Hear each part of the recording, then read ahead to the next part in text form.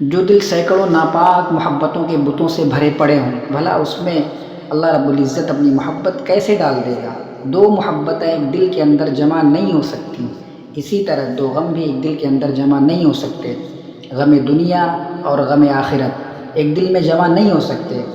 اور اسی طرح انسان کے اندر دو خوف بھی جمع نہیں ہو سکتے، خوف الہی اور خوف اہل دنیا۔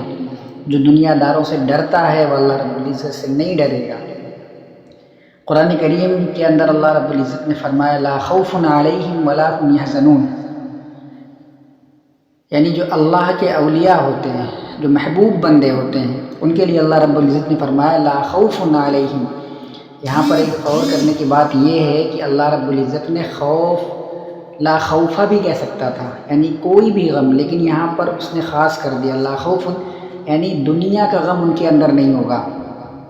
صرف اب غم ہوگا یا خوف ہوگا تو صرف اللہ رب العزت کی۔ اور ایک جگہ دوسری جگہ آیت ہے وَلَنَبْلُوَنَّكُمْ بِشَيْءٍ مِّنَ الْخَوْفِ وَالْجُوعِ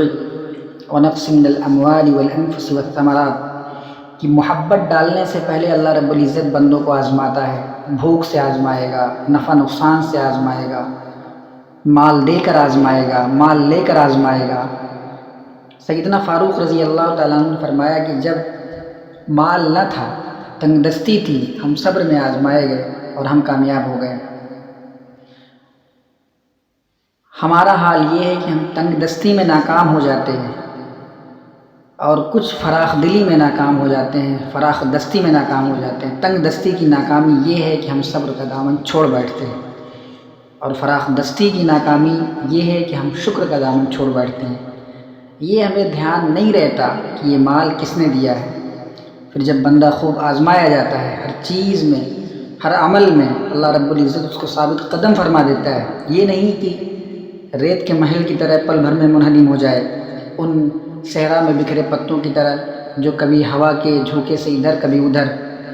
اس طرح نہیں، بلکہ ثابت قدم دل اس کی محبت پر جم جائے، اللہ کے خوف پر، اس کے غم پر، اس کی طلب پر،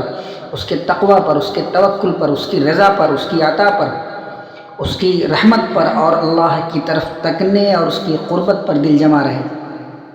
پھر وہ کہتا ہے میری محبت اس دل کے اندر چلی جا، اس کے دل کی دلہن بن جا، اس کے دل میں رچ اور بس جا،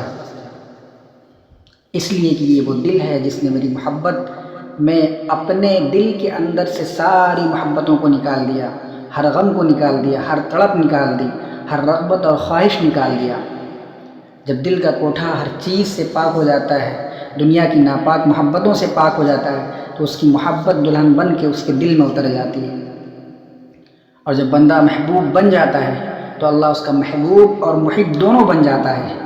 اور بندے کی حفاظت کرتا ہے کہ کہیں میرا بندہ دنیا کی محبت میں کہیں پھنس نہ جائے۔ اللہ کا محبوب بننا اور اللہ محبوب محب بننا، اللہ کا محب بننا، دونوں میں فرق ہے۔ ایک ہوتا ہے کسی انسان سے آپ محبت کریں، بدلے میں وہ بھی آپ سے محبت کرے۔ تو اللہ رب العزت سے جب کوئی محبت کرتا ہے، یہ ساری کنڈیشن جب اللہ دل کے اندر دیکھتا ہے تو دل پاک ہو گیا ہے، اس کے دل کے اندر سے ساری خواہشات دنیا اور طلبات دنیا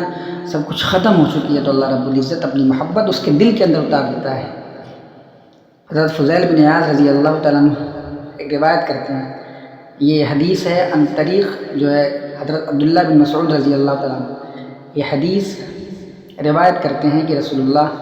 صلی اللہ علیہ وسلم نے فرمایا کہ اللہ تعالیٰ فرماتے ہیں یا دنیا مری علی اولیائی، کہ اے دنیا میرے اولیاء پر تو کڑوی ہو جا، اے دنیا میرے اولیاء پر تو کڑوی ہو جا، ولا تحلولی لہم، ان کے لیے میٹھی نہ بن، ان کے لیے میٹھی نہ بن، اگر تو ان کے لیے میٹھی بن جائے گی تو مجھے خوف ہے فتفتنیہم، میرے وہ بندے جو میرے محبوب ہیں کہیں اس میں جو ہے آزمائے نہ جائیں، کہیں اس میں گرفتار نہ ہو جائیں، اور میں نہیں چاہتا کہ وہ تیرے فتنے میں پڑ جائیں۔ یہ ساری چیزیں بندے کے اندر اللہ کی محبت کا اترنا یہ یوں ہی نصیب نہیں ہوتا، خدا کسی کو یوں ہی نصیب نہیں کرتا۔ حضرت فضیل بن عیاض رضی اللہ تعالیٰ عنہ کہتے ہیں کہ اس کے بارگاہ میں محبوب ہونا ہماری صرف عبادتوں کا عمل نہیں ہے، صرف نماز اور روزے کا عمل نہیں ہے، بلکہ ہمارے ہر اعمال، ہمارے نفوس، ہمارے دل، ہماری روحیں اس کی وفادار ہو چکی تھی۔ دنیا کچھ بھی کہتی رہے، ہم اس کی نہیں سنتے تھے۔ اور پھر آپ نے فرمایا جو شخص اپنے بھائیوں سے محبت کرتے ہیں زبان سے، اپنے دوستوں سے، اپنے رفقا سے زبان سے محبت ظاہر کرتے ہیں مگر دل کے اندر بغض و عناد جمع ہوتا ہے، فرمایا لعنہم اللہ، اللہ کی لعنت ہو اس پر، اس کو اللہ تعالی اندھا، گنگا اور بہرا کر دیتا ہے اور دل کی آنکھیں بند کر دیتا ہے۔ یہی وہ لوگ قرآن کریم کے اندر ہیں کہ ان کے دلوں پر جو ہے مہر لگ چکی ہے، بصیرت کی آنکھ ان کی چھن جاتی ہے۔ تو اللہ کی محبت حاصل کرنے کی ایک علامت یہ بھی ہے کہ جو ظاہر ہو وہی باطن ہو، دونوں کے اندر تضاد نہ ہو، باطن کچھ اور ہو، ظاہر کچھ اور ہو۔ ہم ظاہر میں متقی بنتے ہیں، اللہ والے بنتے ہیں، ظاہر میں دین کے خادم بنتے ہیں اور ظاہر میں اہل آخرت بنتے ہیں، باطن میں طالب دنیا ہوتے ہیں۔ اسی پر فضیل بن عیاض نے فرمایا سارا شر گھر کے اندر ہوتا ہے اور ساری خیر بھی گھر کے اندر ہوتی ہے۔ فرمایا شر کی چابی دنیا کی حرص اور رغبت ہے، فلاں کی چیز دیکھی گھر میں فساد ہو گیا، فلاں کی کوٹھی دیکھی گھر میں فتنہ ہو گیا۔ فرمایا شر کا چشمہ بھی گھر سے ہی پھوٹتا ہے اور خیر کا دروازہ بھی گھر سے ہی کھلتا ہے، اور خیر کی چابی دنیا کی رغبت اور خواہشات سے پاک ہونا ہے، اور شر کی چابی دنیا کی حرص اور دنیا کی طلب اپنے دل کے اندر بٹھانا ہے۔